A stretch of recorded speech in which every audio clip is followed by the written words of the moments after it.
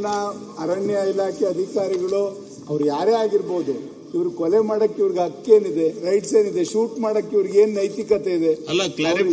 ರಕ್ಷಣೆಗೆ ಬೇಕು ಅಂದ್ರೆ ಮಂಡಿಯಿಂದ ಕೆಳಗೊಡಿಬೇಕು, ಎಲ್ಲಿ ಗುಂಡಾರಿಸಬೇಕು ಅಂತಕ್ಕಂಥದ್ದು ಅವ್ರಿಗೆ ವಿಧಿಗಳಿದೆ, ವಿಧಾನಗಳಿದೆ.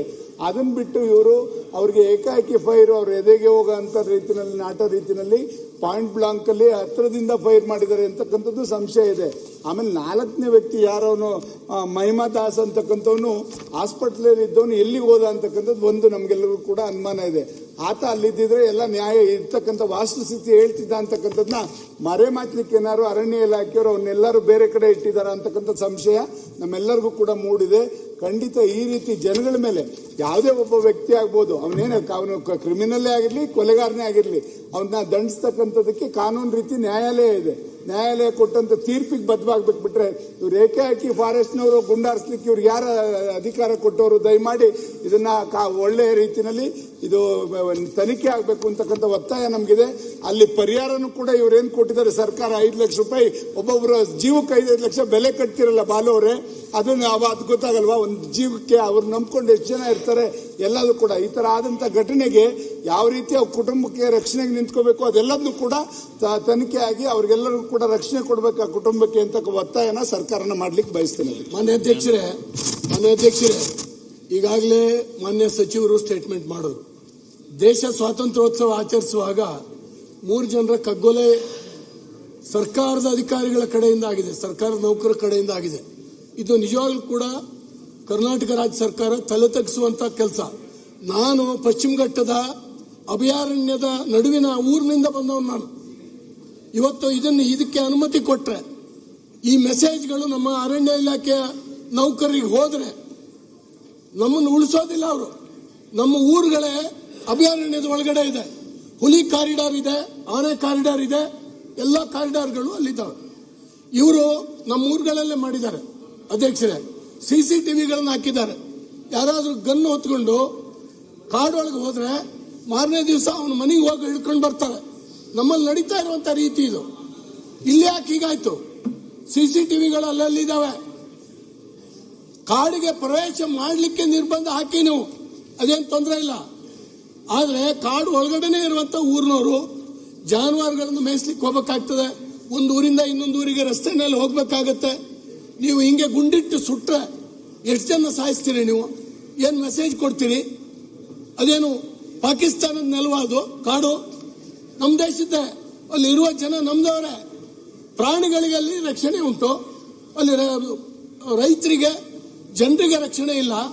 ನೀವು ಹೊಡೆದಾಕ್ಬೋದು. ಇದು 4ನೇ ವ್ಯಕ್ತಿ ಎಲ್ಲೋದ ಅಂತೇಳಿ ಹೇಳಲಿಲ್ಲ ಅವರು.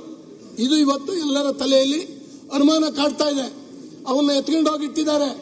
ಅವನು ಕಣ್ಣಾರೆ ಏನ್ ನೋಡ್ದ? ಹೊಲದಲ್ಲಿ ಮಲಗಿದವ್ರನ್ನ ಎತ್ಕೊಂಡು ಹೋಗಿದಾರ ಇವರು, ಅಥವಾ ಕಾಡಲ್ಲಿದ್ದವ್ರನ್ನ ಹೊಡೆದಿದ್ದಾರ ಅನ್ನುವಂಥದ್ದು ಅವ ಹೇಳಬೇಕು. ಅವನ್ನ ಯಾಕೆ ತಪ್ಪಿಸಿದಿರಿ ನೀವು? ನಿಮ್ಮ ಸ್ಟೇಟ್ಮೆಂಟ್ ನಲ್ಲಿ ಇದು ಯಾಕೆ ಮಾಡಲಿಲ್ಲ?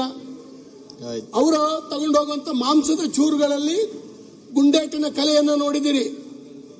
ಸತ್ತವ್ರ ಮೈ ಮೇಲೆ, ಇನ್ನು ಬದುಕಿರ್ತಕ್ಕಂಥವ್ರ ಮೈ ಮೇಲೆ ಎಷ್ಟು ಗುಂಡು ಬಿದ್ದಿದೆ? ಯಾವ ಗುಂಡು ಬಿದ್ದಿದೆ? ಅದು ಯಾವ ಗನ್ನಿಂದ ಹಾರಿಸಿದ್ದಾರೆ? ನಿಮ್ಮ ಸ್ಟೇಟ್ಮೆಂಟ್ ನಲ್ಲಿ ಬರಲಿಲ್ಲ. ಹಾಗಾಗಿ ಅಧ್ಯಕ್ಷರೇ, ಇವ್ರು ಹೇಳಿದ್ರು ಕಾಡು ಕಳ್ಳರು ಅಂತ ಹೇಳಿ ಡಿಕ್ಲೇರ್ ಮಾಡಿಬಿಟ್ರು. ಈ ಹಿಂದೆ ಅವ್ರ ಮೇಲೆ ಎಷ್ಟು ಪ್ರಕರಣ ಇತ್ತು? ಅವ್ರ ಎಬಿಚಿಯಲ್ಸ ಎಷ್ಟು ಪ್ರಕರಣಗಳನ್ನ ಹೂಡಿದಿರಿ? ಇವನ್ನ ನೀವು ಹೇಳಲಿಲ್ಲ. ಹೀಗಾಗಿ ಅಮಾಯಕ ಜನರನ್ನ ಇವತ್ತು ಕೊಂದಿದ್ದೀರಿ.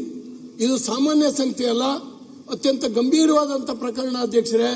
ಇದನ್ನ ಚರ್ಚೆಗೆ ನೀವು ಅವಕಾಶ ಕೊಡಬೇಕು ಮತ್ತು ಸರಿಯಾದಂಥ ತನಿಖೆ ನಡೀಬೇಕು.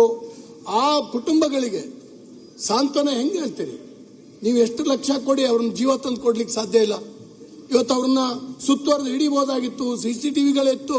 ಹೆಬಿಚುಯಲ್ಸ್ ಆದ್ರೆ ನಿಮ್ಮ ಫಾರೆಸ್ಟ್ ಗಾರ್ಡ್ ಮತ್ತು ವಾಚ್ಮನ್ಗಳಿಗೆ ಪ್ರತಿಯೊಬ್ಬರ ಮಾಹಿತಿ ಇರ್ತದೆ. ಆ ಊರಿನಲ್ಲಿ ಯಾರು ಕಳ್ಳಾಟ ಕಡಿಯವ, ಯಾರು ಶಿಕಾರಿ ಮಾಡವ ಅಂತ ಹೇಳುವಂತ ಮಾಹಿತಿ ಇರ್ತದೆ. ಅವ್ರ ಮನೆ ಬಾಗಿಲಿಗೆ ಹೋಗಿ ಹೇಳ್ಕೊಬರ್ಬೋದಾಗಿತ್ತು. ನೀವು ಮೊಕದ್ದಮೆ ಹಾಕ್ಬೇಕಾಗಿತ್ತು. ನೀವೇನು ಕೋರ್ಟ? ನೀವು ಶಿಕ್ಷೆ ಕೊಡ್ಲಿಕ್ಕೆ ಮರ್ಡರ್ ಮಾಡಿದ್ದೀರಿ ನೀವು. ಹಾಗಾಗಿ ನೀವು ಕ್ಷಮೆ ಕೇಳಬೇಕು, ಆ ಜನರಿಗೆ ಕ್ಷಮೆ ಕೇಳಬೇಕು, ಅವರಿಗೆ ಸರಿಯಾದಂತ ಸೂಕ್ತ ಪರಿಹಾರ ಕೊಡಬೇಕು. ಮತ್ತು ಯಾರು ಇದನ್ನ ಹೊಡೆದಿದ್ದಾರೆ, ಅನವಶ್ಯಕವಾಗಿ ಅಮಾಯಕರು ಹೊಡೆದಿದ್ದಾರೆ, ಅವರಿಗೆ ಶಿಕ್ಷೆ ಆಗುವಂತದ್ದು ಅವಶ್ಯಕತೆ ಇದೆ. ಇಲ್ಲದೇ ಇದ್ರೆ ನಾವು ಯಾರು ಪಶ್ಚಿಮ ಘಟ್ಟದ ಆ ಕಾಡುಗಳಲ್ಲಿ ವಾಸ ಮಾಡೋಂಥವ್ರು ಬಹಳ ಬಹಳ ಬಹಳ ಹೆದರಿ ಹೋಗಿದ್ದಾರೆ. ಇದರಿಂದಾಗಿ ನಾವು ಓಡಾಟ ಮಾಡ್ಲಿಕ್ಕೆ ಆಗ್ತದಾ ಇಲ್ವಾ ಅಂತ ಹೇಳಿ ಇದು ಆಗಬೇಕು ಅಧ್ಯಕ್ಷರು ನಾವು ಒತ್ತಾಯಿಸ್ತಾ ಇದ್ದೀವಿ. ಸಭಾಧ್ಯಕ್ಷ ಒಂದೇ ಒಂದು ಪಾಯಿಂಟ್. ಸಭಾಧ್ಯಕ್ಷ ಒಂದೇ ಒಂದು ಪಾಯಿಂಟ್ ಬೇರೆ ಪಾಯಿಂಟ್. ಮನೆ ಸಭಾಧ್ಯಕ್ಷರೇ, ಈಗಾಗಲೇ ಕಾಡಂಚಿನಲ್ಲಿರ್ತಕ್ಕಂಥ ರೈತರು ಇರ್ಬೋದು, ಅದೇ ರೀತಿ ಕಾರ್ಮಿಕರು ಇರ್ಬೋದು, ಈ ಕಾಡಂಚಿನ ಜನರು ಮತ್ತು ಅರಣ್ಯಾಧಿಕಾರಿಗಳ ಮಧ್ಯೆ ಸಂಘರ್ಷ ಅಂತೂ ನಿರಂತರ ನಡೀತಾನೆ ಇದೆ. ಶಿವಮೊಗ್ಗ ಜಿಲ್ಲೆ ಇರ್ಬೋದು, ಉತ್ತರ ಕನ್ನಡ ಇರ್ಬೋದು, ಮಡಿಕೇರಿ ಇರ್ಬೋದು, ಕರಾವಳಿ ಭಾಗದಲ್ಲೂ ಕೂಡ ಈ ಅರಣ್ಯ ಅಂಚಿನಲ್ಲಿರ್ತಕ್ಕಂಥ ಜನರು ಮತ್ತೆ ಅಧಿಕಾರಿಗಳ ಮಧ್ಯೆ ಸಂಘರ್ಷ ನಡೀತಾ ಇರ್ತಕ್ಕಂಥ ಒಂದ್ ಕಡೆ ಆದರೆ, ನೆನ್ನೆ ಹನೂರಿನಲ್ಲಿ ನಡೆದಿರ್ತಕ್ಕಂಥ ಘಟನೆ, ಇವತ್ತು ಅರಣ್ಯಾಧಿಕಾರಿಗಳು ತಮ್ಮ ಆತ್ಮರಕ್ಷಣೆಗೋಸ್ಕರ ಎನ್ಕೌಂಟರ್ ಅಂತ ಹೇಳಿದ್ರೆ ಖಂಡಿತ ಇದು ಸಾಕಷ್ಟು ಅನುಮಾನಗಳಿಗೆ ಎಡೆ ಮಾಡಿಕೊಟ್ಟಿರ್ತಕ್ಕಂಥದ್ದು. ಆಗ ಗಂಭೀರ ಚರ್ಚೆನೂ ಕೂಡ ಆಗಬೇಕು. ಮತ್ತೆ ಎಲ್ಲದಕ್ಕಿಂತ ಮಿಗಿಲಾಗಿ ರಾಜ್ಯ ಸರ್ಕಾರದ ಕಡೆಯಿಂದ ಸರಿಯಾದ ರೀತಿ ಕ್ರಮವನ್ನು ಕೂಡ ಕೈಗೊಳ್ಳಬೇಕಾಗ್ತದೆ.